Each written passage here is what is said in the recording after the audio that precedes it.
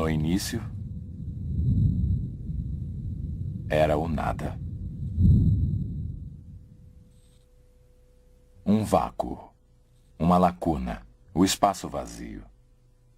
E nesse espaço vazio surgiu uma bola de fogo primordial. Bilhões de anos atrás, essa bola de fogo explodiu.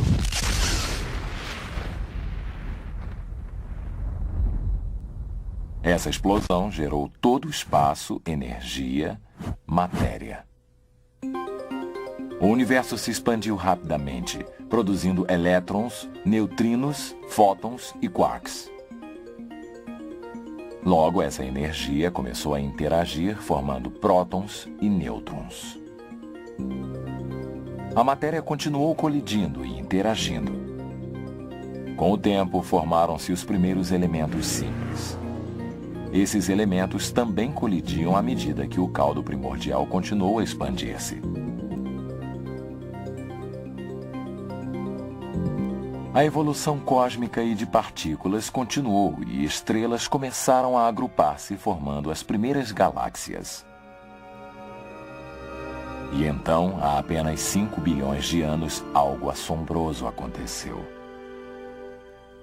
Do interior de uma nuvem de gás no braço espiralado da galáxia da Via Láctea, o nosso Sol se formou.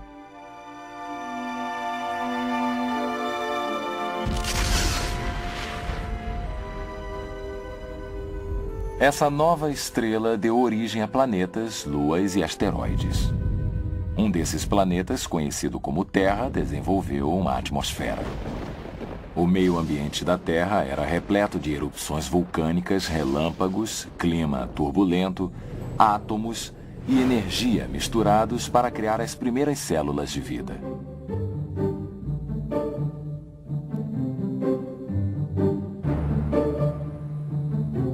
Então, através de milhões de anos de mutações e seleção natural, algas, águas vivas e turbelários apareceram. Com a continuidade da evolução, os peixes apareceram nos mares do planeta Terra. Alguns desses peixes evoluíram para anfíbios e, através da seleção natural, transformaram-se em répteis. Um segmento desses répteis tornou-se uma variedade de criaturas, incluindo os mamíferos. Alguns desses mamíferos tornaram-se primatas, e então, há apenas 600 mil anos, um grupo isolado desses primatas evoluiu para os primeiros ancestrais do homem. Esta é a nossa espantosa herança evolutiva. E a evolução continua hoje, à medida que avançamos para um destino ainda mais alto no universo.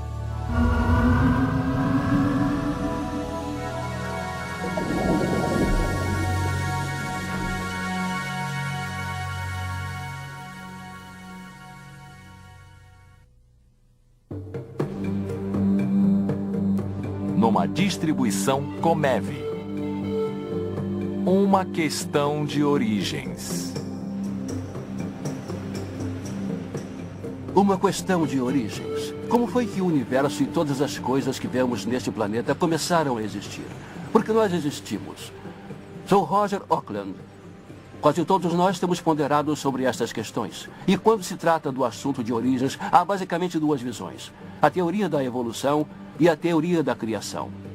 Durante o século XX, o mundo foi levado a crer que a evolução deu origem a todas as coisas. O nosso universo, a Terra e toda a vida passou a existir como resultado de uma explosão de matéria e bilhões de anos de tempo. Entretanto, há outros que acreditam que a evidência perceptível aponta para um Criador. Como podemos saber? O que indica a evidência perceptível? Criação, evolução.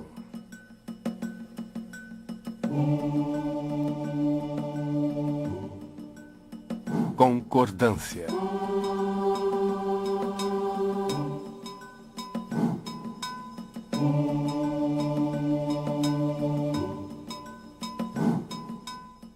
Os cientistas da evolução e da criação observaram e concordam que há uma grande variedade de cada espécie. Darwin notou essa variedade e adaptabilidade entre os tentilhões.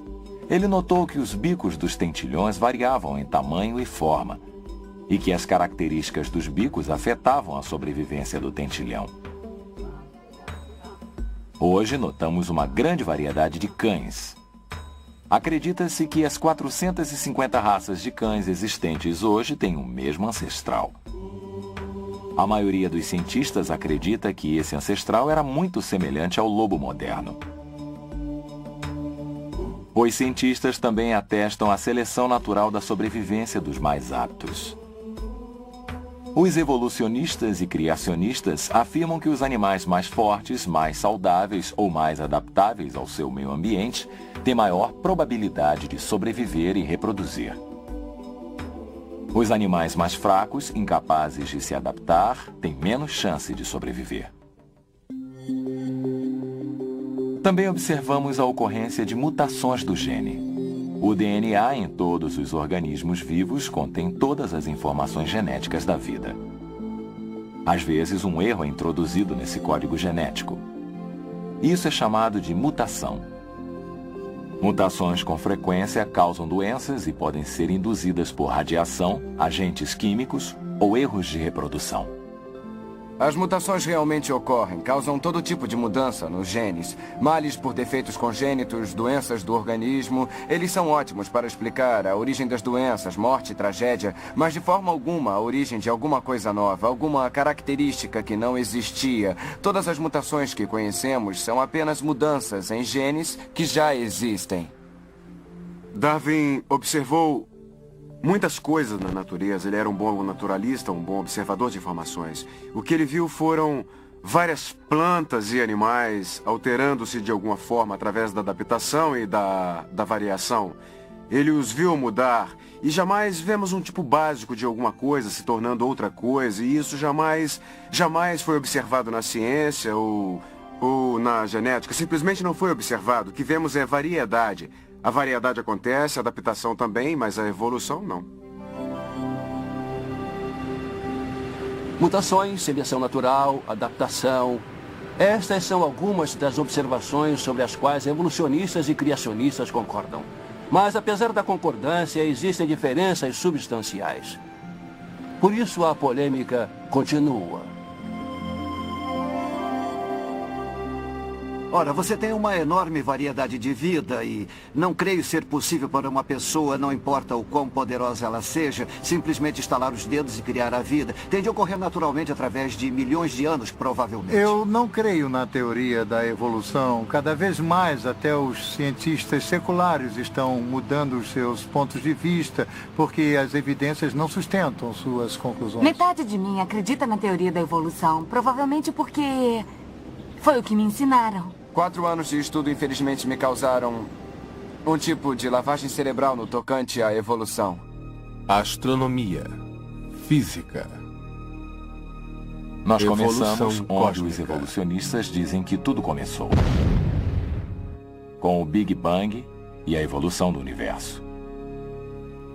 Um aspecto interessante da teoria evolucionária é ser uma teoria tão poderosa e exercitar um domínio tão forte sobre a imaginação dos cientistas ao ponto de fazê-los aplicá-la fora do reino biológico. E eles a aplicaram a coisas inanimadas também. Eles a aplicaram aos elementos químicos, às estrelas, às galáxias, e é dito que o próprio universo está evoluindo. O Big Bang provocou a formação de galáxias, estrelas, planetas e finalmente a vida? Existe uma ordem surgida de uma grande explosão? Eu diria que não, de forma alguma. As explosões causam caos e destruição aleatória de várias partes que existiam, talvez como uma organização unida anteriormente. Qualquer explosão converte tudo isso em vácuo.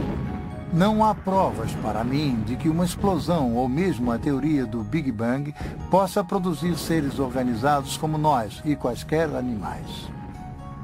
O pensamento evolucionário é aplicado à maioria das áreas da ciência. O campo da cosmologia evolucionária propõe o universo como resultado de uma explosão aleatória há 15 ou 18 bilhões de anos. Não há exemplos, e eu tenha visto, onde uma explosão produz um aumento de ordem.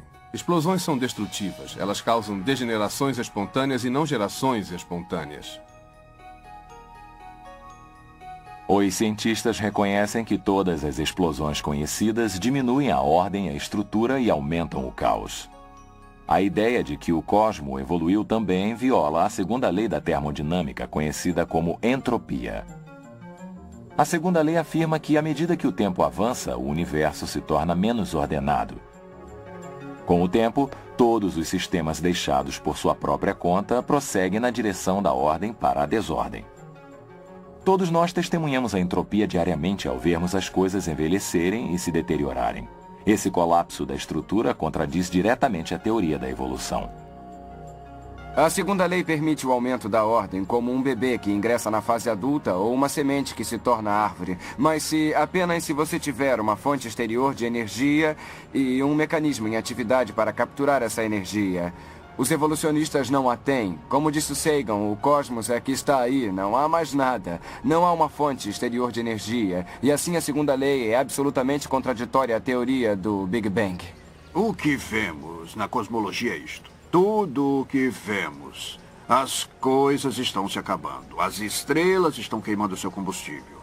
De vez em quando, uma estrela explodirá e passará da ordem à desordem rapidamente. E a única coisa que vemos no universo hoje é que o universo está parando, se deteriorando, indo da ordem para a desordem. Está caminhando cada vez mais para menos organização. Há uma observação que os cientistas fazem em todos os campos da ciência. E é geralmente chamada de as leis da entropia. É como se houvessem dado corda no universo e ela estivesse acabando. Os cientistas que estudam cosmologia falam sobre a morte definitiva do universo por aquecimento. Conceitualmente, está claro. Pelo que sabemos, no universo daqui a bilhões de anos haverá uma temperatura uniforme. Não haverá diferença de temperatura para se explorar e obter trabalho útil. Que o universo tinha de ser projetado e ordenado no passado finito não escapou à atenção dos cientistas seculares. O cientista da NASA, Robert Jastrow, escreveu: a segunda lei da termodinâmica aplicada ao cosmo indica que o universo está parando, como um relógio. Se está parando, em algum momento deve ter recebido corda. A próxima pergunta lógica é: quem lhe deu corda? Gordon Van Wylen abordou a questão com clareza em seu livro Termodinâmica, quando escreveu: o autor descobriu que a segunda lei tende a aumentar sua convicção de que existe um Criador que tem a resposta para o destino futuro do homem e do universo. Vemos apenas destruição, nunca vemos inovação. Isso, acredito, é o que o modelo da criação propõe o tempo todo. Que no início as coisas eram muito boas e eles eram perfeitos, exatamente como Deus queria. E então, desde que o pecado foi introduzido no universo e Deus castigou toda a criação por causa desse pecado, o preço do pecado é a morte, não apenas na vida física, mas no universo. Tudo está morrendo. O Sol se consumindo, a órbita da Lua em declínio, tudo está nesse processo de morte e decadência. Os evolucionistas e criacionistas agora concordam que o universo é finito. O espaço, o tempo e a matéria tiveram um começo, a partir dos estudos de Albert Einstein, no início de 1900, e por todo este século, os cientistas afirmam que o espaço, o tempo e a matéria tiveram realmente um começo. A ciência do século XX, constrangedoramente, confirmou a visão bíblica, porque a grande descoberta na cosmologia é que os peritos concordam que o universo teve um começo. Eles o chamam de singularidade. Na realidade, a ideia toda do Big Bang sugere que, em princípio, não havia nada. E então ele explodiu. O fato de o universo ser finito e de haver um início é um fato importante, mas um fato muito incômodo para o evolucionista, porque realmente levanta uma questão com a qual eles não querem lidar, que é o que aconteceu antes dessa singularidade. O modelo da criação sempre antecipou um universo finito. O primeiro versículo do Gênesis diz: no início, Deus criou o céu e a terra. A Bíblia também diz que o tempo teve um começo. Em Timóteo, segunda epístola, lemos: Deus, que nos salvou e nos chamou com o chamado divino, não conforme a nossa obra, mas de acordo com seu próprio objetivo e graça, que nos deu em Cristo Jesus antes do início dos tempos. Espantosamente, a Bíblia explica a entropia. Do antigo ser jaz a fundação da terra, e os céus são a obra de suas mãos. Eles perecerão, mas você permanecerá. Sim, eles todos envelhecerão como peças de roupa.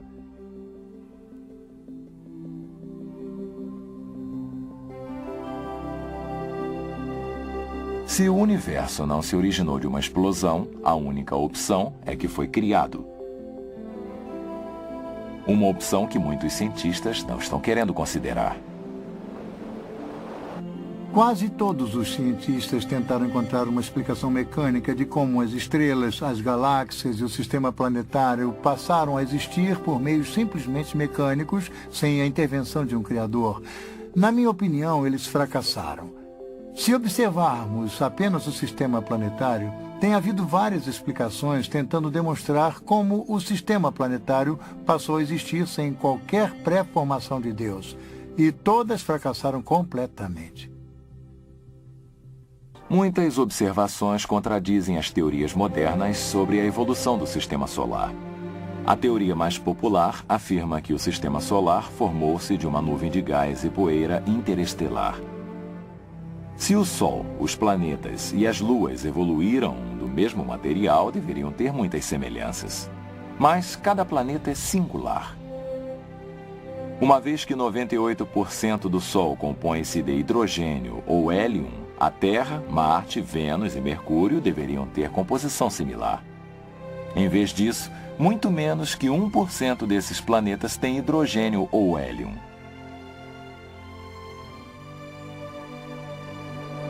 Se o sistema solar evoluiu, todos os planetas deveriam girar na mesma direção. Mas Plutão e Vênus giram na direção contrária, enquanto Urano está de lado e gira como uma roda. Todas as luas de nosso sistema solar deveriam orbitar seus planetas no mesmo sentido. Mas, pelo menos 6 delas têm órbitas contrárias. E mais, Netuno, Saturno e Júpiter têm luas cujas órbitas vão em ambas as direções. Desenvolver um planeta por meio de pequenas colisões fará com que ele seja um planeta quase sem rotação, uma vez que os impactos seriam altamente autodestrutivos. Mas todos os planetas giram, alguns mais que outros. Desenvolver um planeta grande, distante e gasoso como Júpiter ou Saturno apresenta um obstáculo intransponível para os evolucionistas, porque os gases se dissipam rapidamente no vácuo do espaço cósmico. E até as estrelas jovens, semelhantes ao nosso Sol, não têm suficiente hidrogênio ou hélio em órbita para formar um só Júpiter que seja. Os cientistas não sabem responder por que 4 planetas têm anéis, ou por que cada planeta é singular. As teorias da origem das luas também são totalmente inadequadas. Os elementos das luas são por demais diferentes dos da Lua da Terra e seu plano orbital e órbita circular oferecem fortes vestígios de que a Lua foi criada em sua órbita presente. Não há provas de que o sistema planetário possa ter surgido por meios simplesmente mecânicos. Entretanto, quanto mais os cientistas observam o universo assombroso no qual habitam, mais começam a perceber que houve certos fatores que estavam simplesmente muito harmoniosos para a existência do homem, das moléculas, da vida orgânica. E quanto mais eles a observam, mais percebem que nós estamos com efeito sobre o fio da navalha. E há muitas indicações de que este universo foi especialmente projetado, estando o homem em seu centro. Se tentarmos copiar o universo tal qual o conhecemos, como tentamos construir um modelo matemático que reflita o que sabemos, rapidamente descobriremos que há milhares de parâmetros e relações que, se ajustados, um mínimo que seja, a vida seria impossível. Rapidamente descobriremos que se a Terra estivesse um pouco mais próxima, um pouco mais distante do Sol, seria quente ou fria demais. Se se tratasse de uma velocidade diferente, se as massas fossem diferentes, haveria pouquíssima ou muitíssima atmosfera. Todos esses parâmetros envolvem um equilíbrio incrivelmente delicado. Assim, chamaram a isto o princípio atrópico, significando é como se tudo o que sabemos fosse habilidosamente projetado ou equilibrado para o homem. A Terra situa-se a uma distância muito específica do Sol. Eles calcularam que se estivéssemos apenas 5% mais perto, a água dos oceanos ferveria. Se estivéssemos apenas 1% mais distante, então os oceanos congelariam. E isso lhes dá uma ideia do tipo de lâmina sobre a qual estamos. A gravidade da superfície da Terra está exatamente onde deveria. Mais você teria demasiada pressão atmosférica, menos não teria atmosfera. A grossura da crosta é importante. O período de rotação da Terra, sua interação gravitacional com a Lua, estranhamente tem de ser exato. Tudo isso contribui para tornar a vida possível. Assim, eles o chamam de princípio atrófico, que coletivamente é um avassalador argumento para um projetista. Os cientistas não gostam de admitir isso porque o projetista implica em reconhecimento. Que a Terra estava harmonizada para a existência da vida não é surpresa para os cientistas da criação. A Bíblia declarou esse fato milhares de anos atrás. Em Isaías lemos: "Pois assim diz o Senhor que criou o céu, que foi Deus que deu forma à terra e a fez, que a estabeleceu, que não a criou em vão, que a formou para ser habitada." O físico e prêmio Nobel Arno Penzias declarou em 1992: "A astronomia nos leva a um único evento, um universo que foi criado do nada, com o delicadíssimo equilíbrio necessário para oferecer as exatas condições requeridas para permitir a vida, e com um plano realçado, alguém poderia dizer plano sobrenatural." O astrônomo George Greenstein declarou em seu livro O Universo Simbiótico: "Ao pesquisar todas as evidências, persiste o pensamento de que algum agente sobrenatural deve estar envolvido. Seria possível que subitamente, sem a menor intenção, tenhamos descoberto uma prova científica da existência de um ser supremo? Teria sido Deus quem se adiantou e tão providencialmente criou o cosmo para nosso benefício? Quanto mais estudamos o cosmo, mais as palavras dos salmos soam verdadeiras. Os céus declaram a glória de Deus e o firmamento anuncia a obra de suas mãos. Um dia declara a outro dia, e uma noite revela conhecimento a outra. Não há fala e não há palavras onde não há o som de suas vozes." Para mim, acreditar que toda a nossa vida e planetas vieram de um Big Bang, eu não acredito. Eu creio que tem um poder muito maior lá fora. Não, eu não acredito que o universo tem algum criador por trás de tudo isso. Eu acredito que o universo começou com o Big Bang. Eu acredito que a Terra foi projetada para a vida porque tudo que vemos à nossa volta, tudo que precisamos para viver, tudo que necessitamos para sobreviver e ser feliz está em torno de nós. Não precisamos de nada. Todo o nosso alimento, o nosso ar, tudo que nos faz felizes para a nossa sobrevivência está aqui. Por isso, tem que haver alguém que originou tudo isso. Não pode ter acontecido por acaso, não é? As evidências revelam claramente que Deus criou o universo e o sistema solar e, especificamente, destinou a Terra para a vida. Todavia, muitos preferem confiar e acreditar no Big Bang do que confiar e acreditar no Deus da Bíblia. A seguir, examinaremos a possibilidade de a vida surgir de substâncias químicas espontaneamente.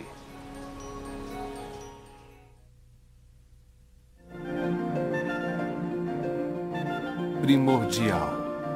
Terra.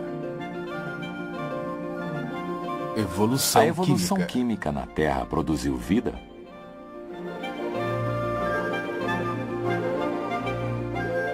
De acordo com o pensamento evolucionário, toda a vida, bactéria, peixes, plantas, animais e homem, originou-se de compostos químicos. Essa teoria de que a vida surgiu de substâncias químicas não vivas é chamada de geração espontânea. Uma das leis fundamentais da biologia é a lei da biogênese, que a vida surge apenas da vida pré-existente. E, naturalmente, para um criacionista, isso certamente não é surpresa. A vida de Deus foi criada para multiplicar-se da sua própria espécie. Isso faz sentido para um criacionista. Mas para um evolucionista, houve um tempo no passado quando não havia vida alguma.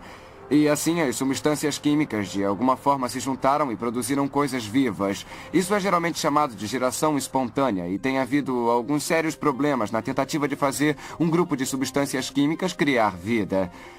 Alguns anos atrás, Stanley Miller conduziu um famoso experimento. Ele juntou materiais simples, um pouco de gás metano, amônia, vapor de água, atingindo-os com uma fagulha elétrica para simular um relâmpago na atmosfera da Terra milenar. E em apenas algumas semanas tinha aminoácidos, os blocos construtores da proteína.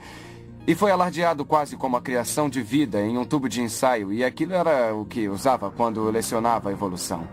Mas dei uma olhada no restante das evidências.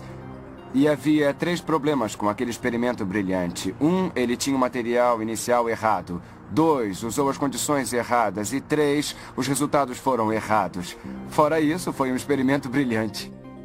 O experimento de Miller simulou uma atmosfera de metano e amônia, gases que não poderiam ter estado presentes em grandes quantidades porque a amônia se decomporia com a luz ultravioleta e o metano seria encontrado nos milenares sedimentos de argila. Mas não é assim.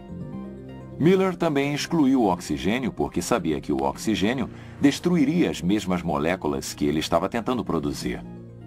Mas, cavando fundo, encontramos rochas oxidadas, sugerindo uma atmosfera rica em oxigênio. A Terra não tinha uma atmosfera reduzida. Digamos, uma atmosfera de metano, amônia e hidrogênio, que fora sugerida em um experimento de Stanley Miller. Nunca houve uma atmosfera assim. A geologia é bem clara. Há boas evidências de que a Terra sempre teve oxigênio em sua atmosfera. E isso impossibilitaria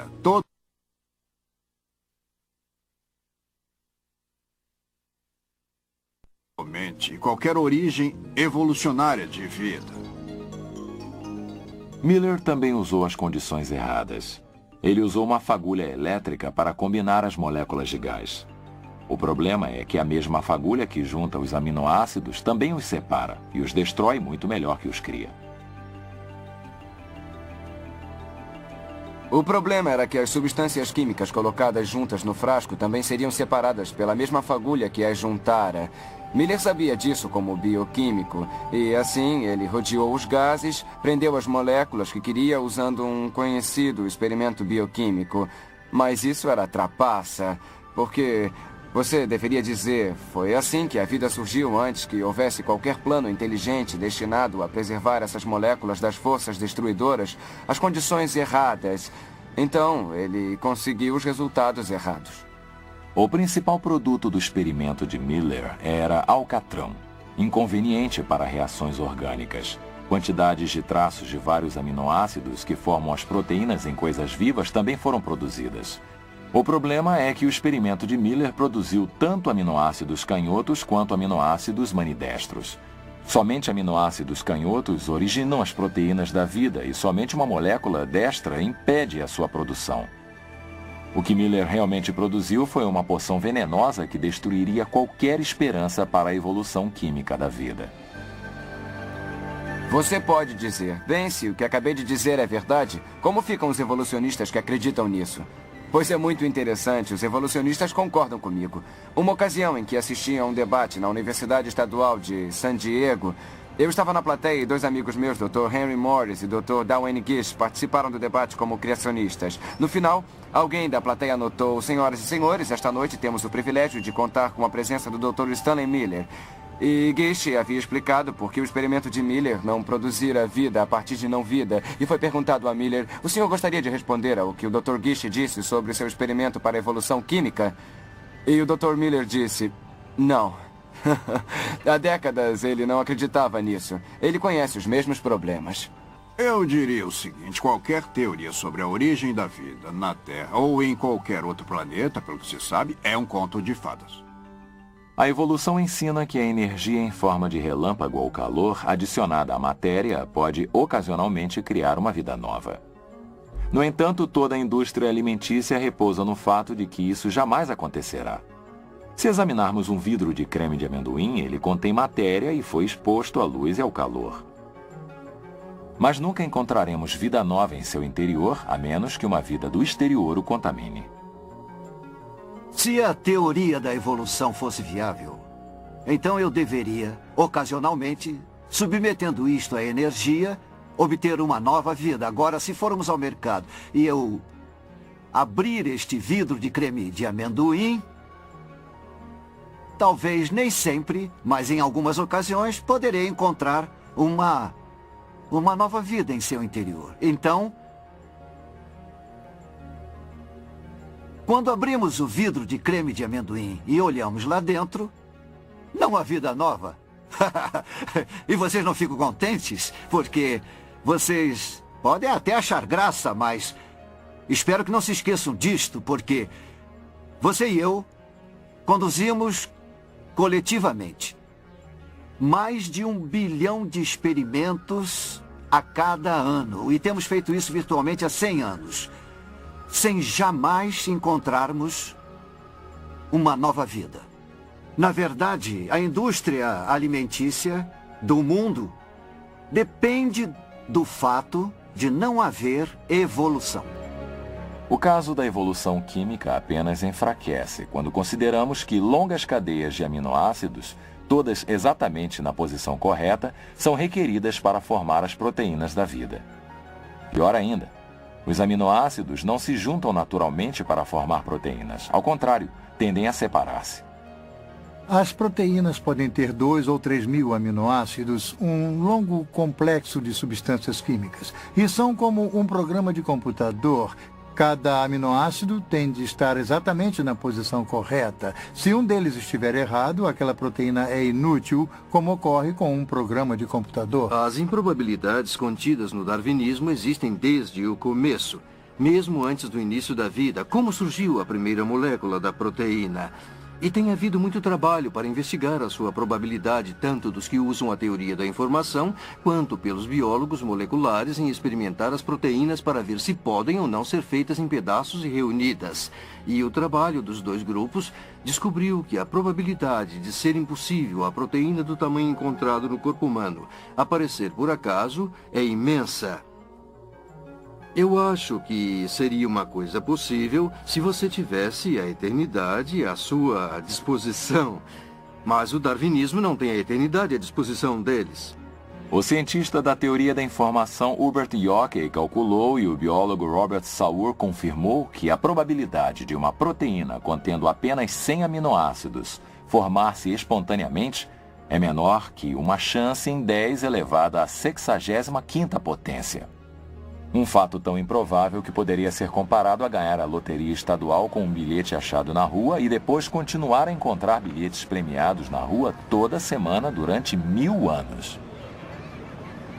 A origem da primeira vida, oriunda de um complexo químico comum, é tão vasta que nenhum evolucionista já conseguiu superá-la e é um dos maiores obstáculos da teoria da evolução que conheço.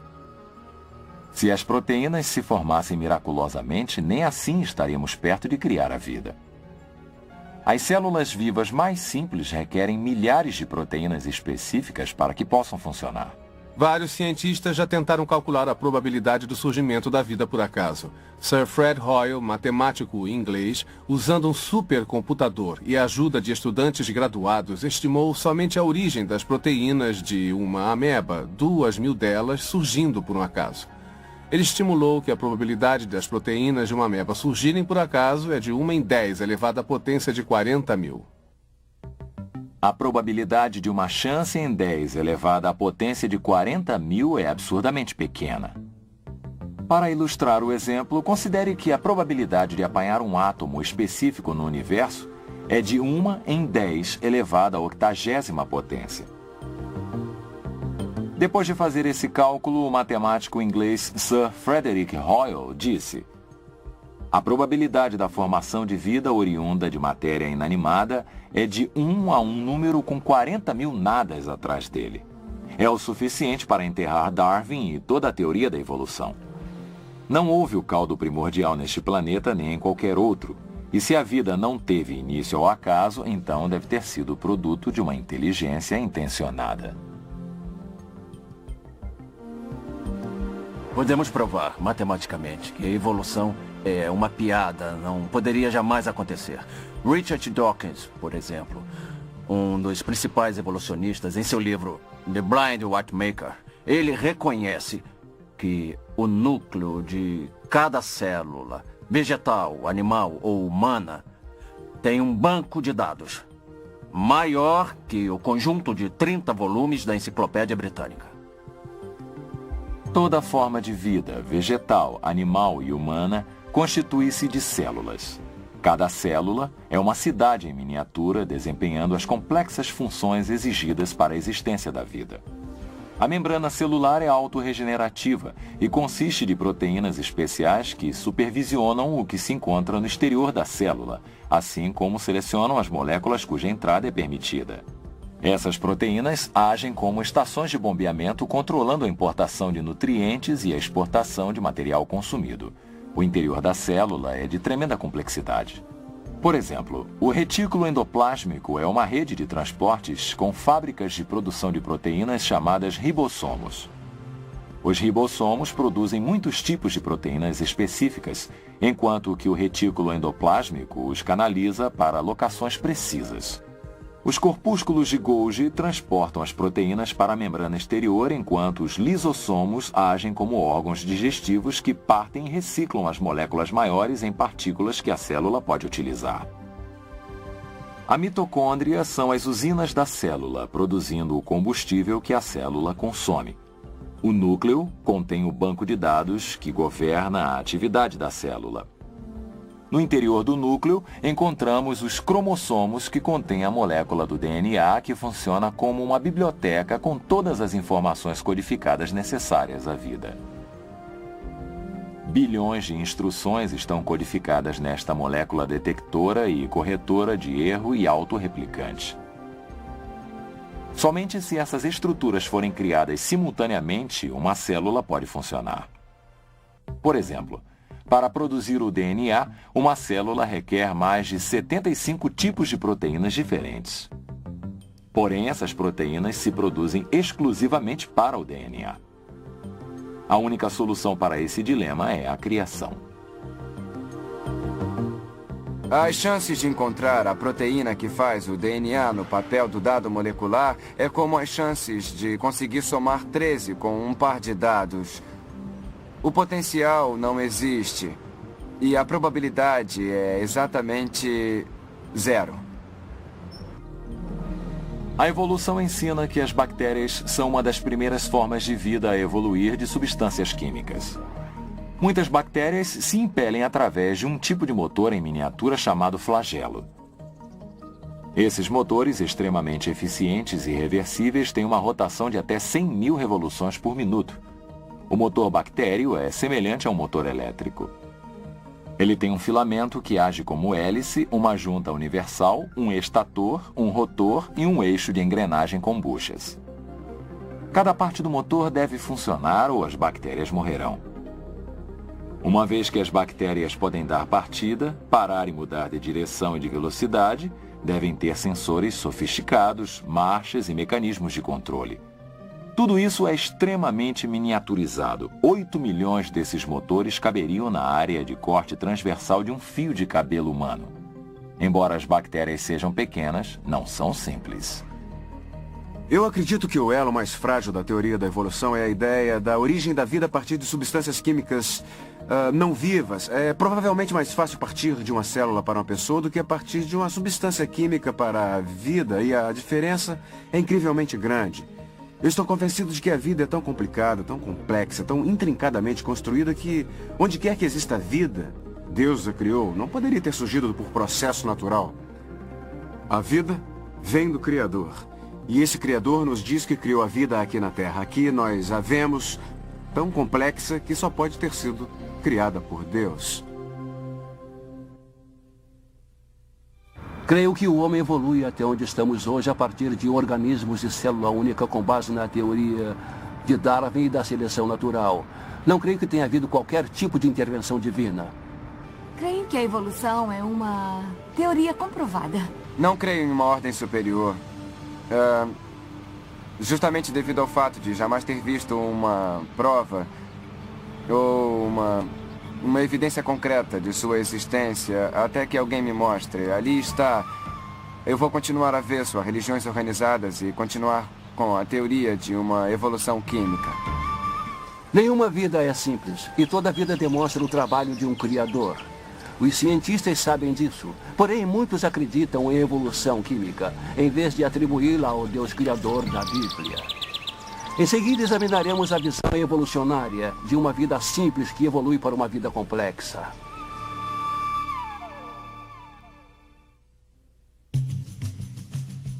Elos perdidos.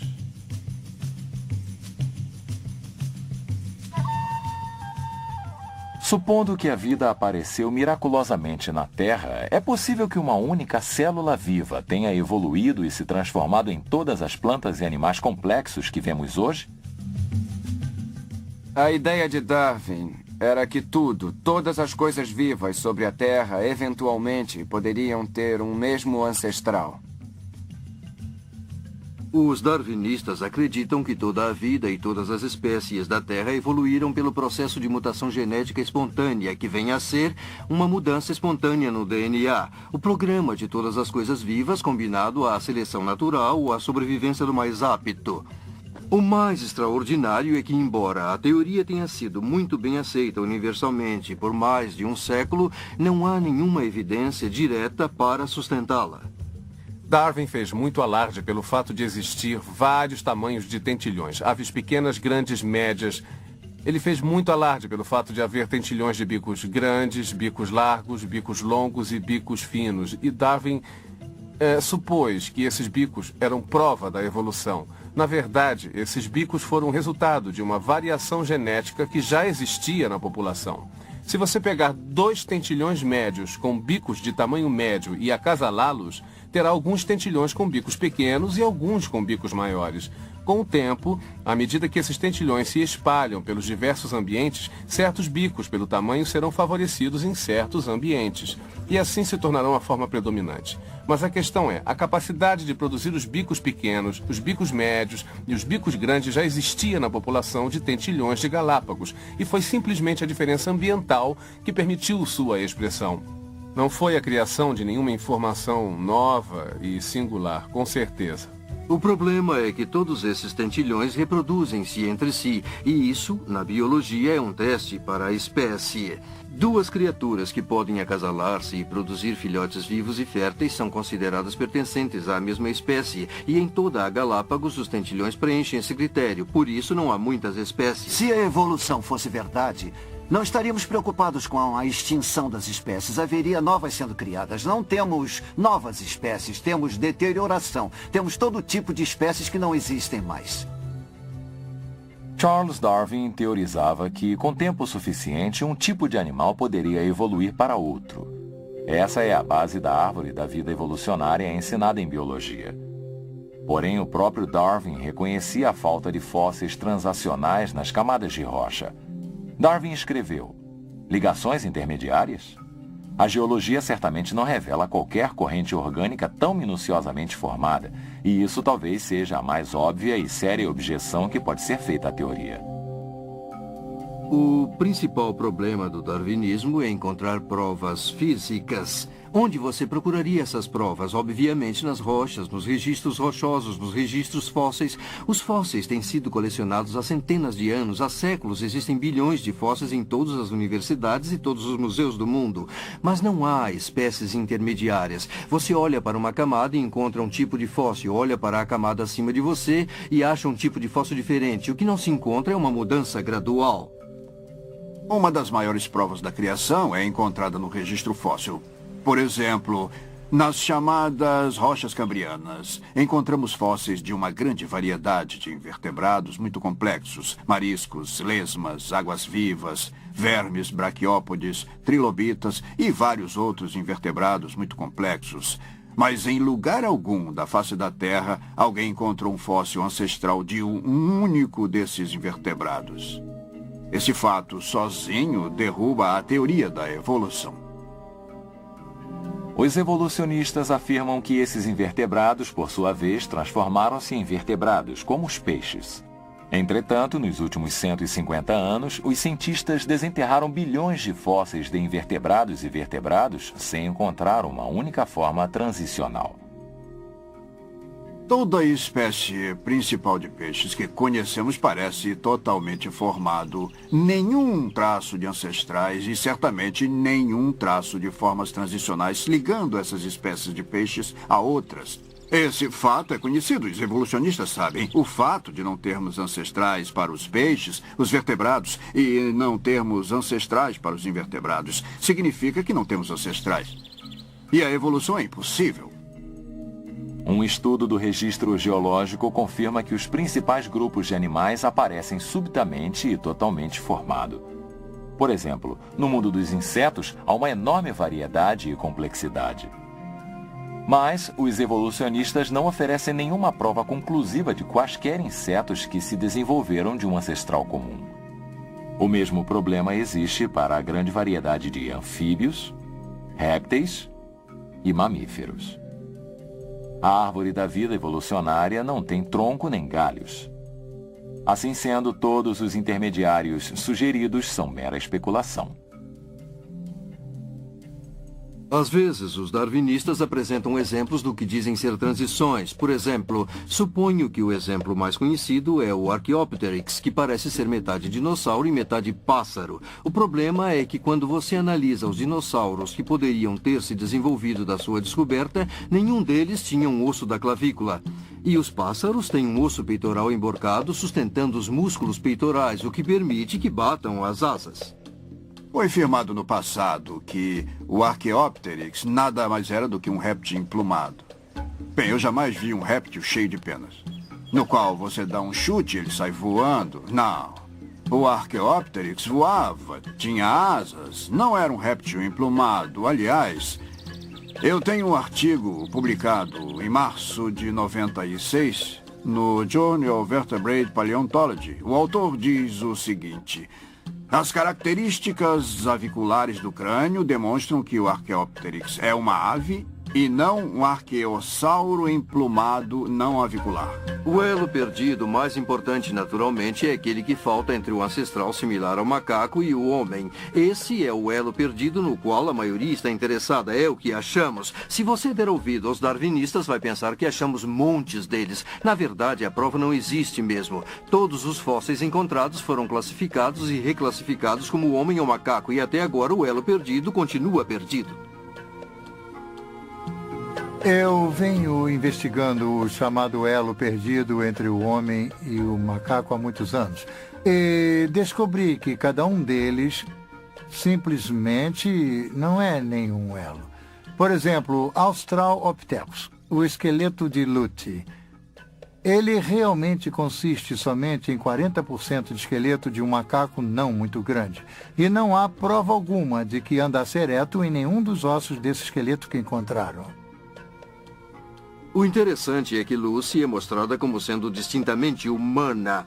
Ela tem postura ereta, tem mãos humanas, pés humanos.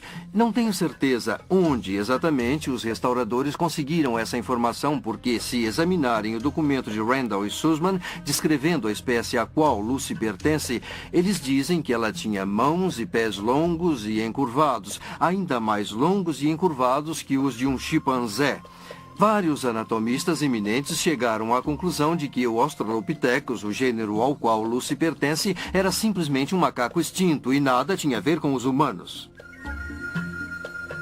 Se analisarmos os chamados elos perdidos, encontraremos um rastro de fraudes, decepções e especulações.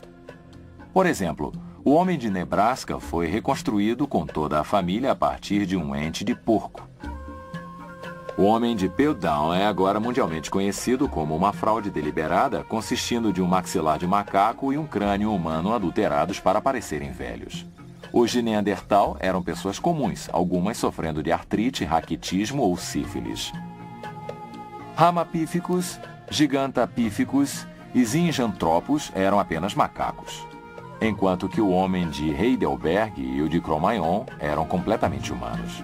Apesar das afirmativas ilusórias dos evolucionistas, o elo perdido continua perdido. Uma das coisas mais engraçadas que se ouve hoje em dia é que o DNA do homem e dos chimpanzés são 98,3% idênticos. Tenho de admitir, como geneticista, que acho o fato divertido. Você não tem parentesco algum com você mesmo. E os genes que herdou de sua mãe e os genes que herdou de seu pai são, em média, no máximo, 93% semelhantes. Os cientistas afirmam que a hemoglobina de um chimpanzé é 98% igual à hemoglobina de um ser humano. O que não dizem é que há muitos outros organismos, incluindo o mofo do limo, que têm uma hemoglobina muito semelhante à hemoglobina do ser humano. Você espera muitas semelhanças entre o homem e o chimpanzé. Respiramos o mesmo ar, temos músculos e ossos, digerimos coisas de forma parecida. Se fomos criados pelo mesmo Deus, a expectativa seria de muitas similaridades. Mas suponhamos por um momento que havia alguma verdade naquela figura, embora não tenha ideia de onde ela possa ter vindo. Uma nuvem é 98% de água. Uma água-viva é 98% de água. Uma melancia é 98% de água. Usando a lógica evolucionária, não há diferença entre uma nuvem, uma água-viva e uma melancia. Esses 2% a menos fazem uma tremenda diferença entre o homem e o chimpanzé. O primeiro capítulo do Gênesis nos diz que Deus criou todas as coisas viventes conforme sua própria espécie para se reproduzir e povoar a terra. Isso é exatamente o que vemos. Como os evolucionistas afirmam, se um réptil se desenvolveu em pássaro, com quem esse primeiro pássaro se reproduzirá? E mais, todas as formas intermediárias seriam fatais. Para que serve meia asa ou meio bico? Todos os animais têm órgãos complexos necessários para a sua sobrevivência. Por exemplo, golfinhos e morcegos têm um sonar sofisticado que eles usam para localizar alimentos. Se esses eficientes sistemas de radar não forem plenamente funcionais, o animal morre. Certamente a prova científica sustenta de forma total o modelo da criação. Enquanto os evolucionistas são forçados a admitir que, de seu ponto de vista, tanto a origem da vida quanto a origem dos principais grupos de animais ainda são desconhecidas.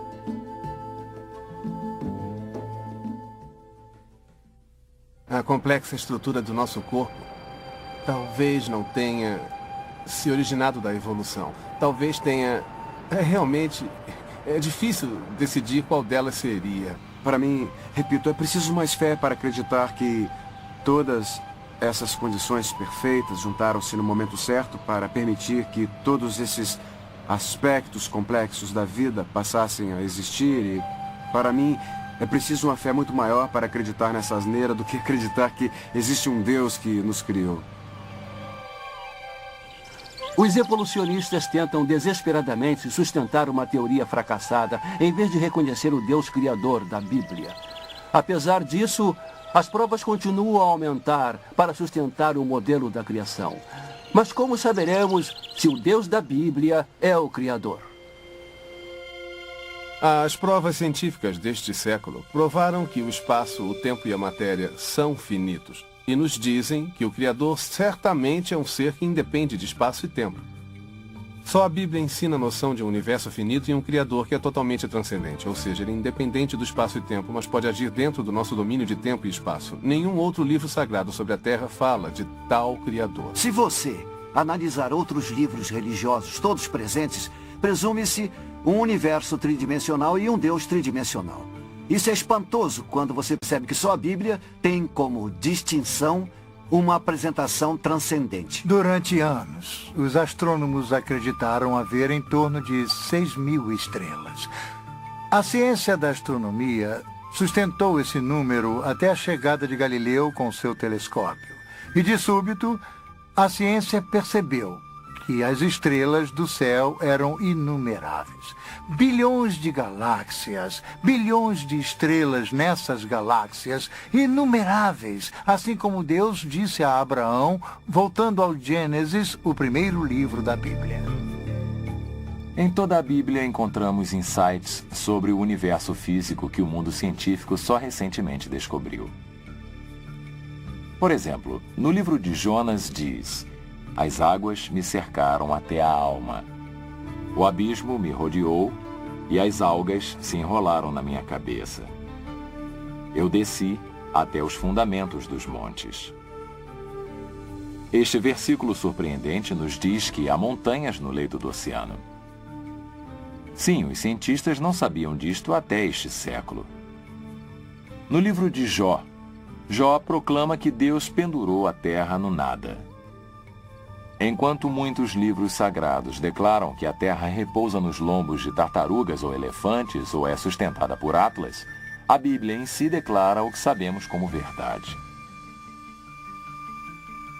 Em Hebreus, capítulo 11, versículo 3, lemos: Pela fé entendemos que os mundos pela palavra de Deus foram criados, de maneira que aquilo que se vê não foi feito do que é aparente.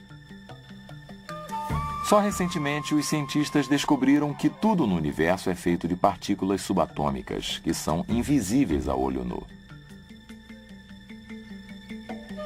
Certamente esses autores foram inspirados no Criador do universo. Muitos outros insights científicos foram revelados na Bíblia séculos antes de serem descobertos pelo homem. Por exemplo, a fissão atômica, as correntes oceânicas, o ciclo hidrológico, a corrente de jato, os dinossauros e as estrelas inumeráveis.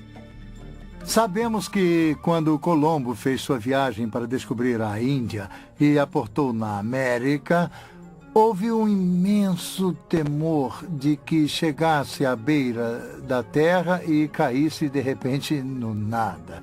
E, no entanto, ele tivesse lido a Bíblia, saberia que Isaías falou sobre a rotação da terra e que a terra é em verdade redonda. Desafio qualquer pessoa a encontrar erros científicos na Bíblia. Não há nenhum. Para mim é fascinante que quanto mais se aprende as escrituras, mais se conhece a ciência contemporânea. Você descobre que a Bíblia a antecipou. Como cristãos, podemos acreditar ao mesmo tempo na criação e nas leis da ciência. E como cientista, eu prefiro muito mais acreditar na teoria que se encaixa nas provas que realmente podemos ver. Sempre ao estudarmos, ao observarmos, nós percebemos que a ciência sustenta a palavra de Deus. Eu desafio aqueles que declaram ser a Bíblia cheia de mitos para investigar por si só, com a mente aberta. E eu sei que descobrirão a verdade. Uma questão de origens. Analisamos as evidências. Agora depende de você, como indivíduo, fazer uma opção. Na carta aos Romanos, capítulo 1, a Bíblia nos diz que a evidência da criação de Deus é tão óbvia pelas coisas que Deus fez, que se você rejeitar essas evidências, não haverá uma desculpa. Em Colossenses, capítulo 1, a Bíblia nos diz quem é o Criador. Não apenas criou Ele todas as coisas, mas nos redimiu de nossos pecados através de sua morte na cruz do Calvário. O Criador é Jesus Cristo.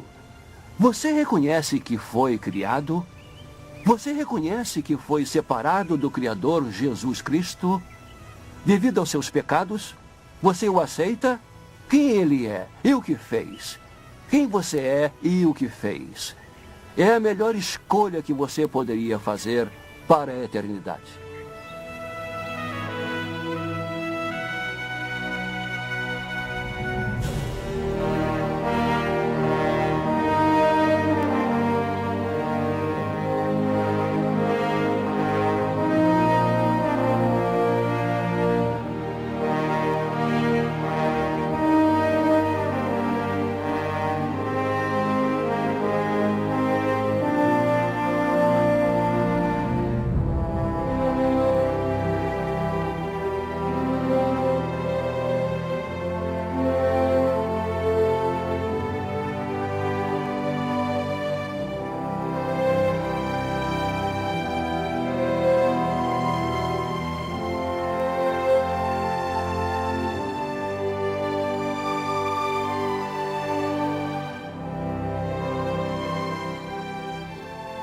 As boas novas. A Bíblia nos diz que todos pecaram, não alcançando a glória de Deus, e que o castigo para o pecado é a morte, que é estar separado eternamente de Deus em um lugar chamado inferno. Mas a boa notícia é que Deus fez-se homem e morreu pelos pecados do mundo para reaproximar o homem de Deus. Os que se arrependem e deixam o caminho do mal, recebendo Jesus como seu Senhor e Salvador, pela fé, será salvo. Jesus pagou um alto preço pelos pecados do mundo na cruz e nos oferece como presente a vida eterna. Não alcançaremos a salvação por nossas boas obras. A Bíblia diz que até a nossa integridade é como um trapo imundo quando comparada à santidade de Deus. Muitos acreditam que, sendo bons e indo à igreja, Deus permitirá sua entrada no paraíso, mas a palavra de Deus nos diz que se pecarmos uma vez que seja, violaremos a lei e seremos condenados. Por isso, Jesus, que é puro, teve de pagar por nossos pecados e por isso jamais alcançaremos a salvação por nossos próprios méritos. Jesus realizou as centenas de profecias anunciando o Messias e ele ressurgiu dos mortos, provando que ele é Deus e que só ele pode interromper o curso da morte. Deus tem um destino maravilhoso para nós e só poderemos recebê-lo pela fé. A Bíblia diz que se você confessar com sua boca o Senhor Jesus e crer de coração que Deus o fez ressurgir dos mortos, você será salvo.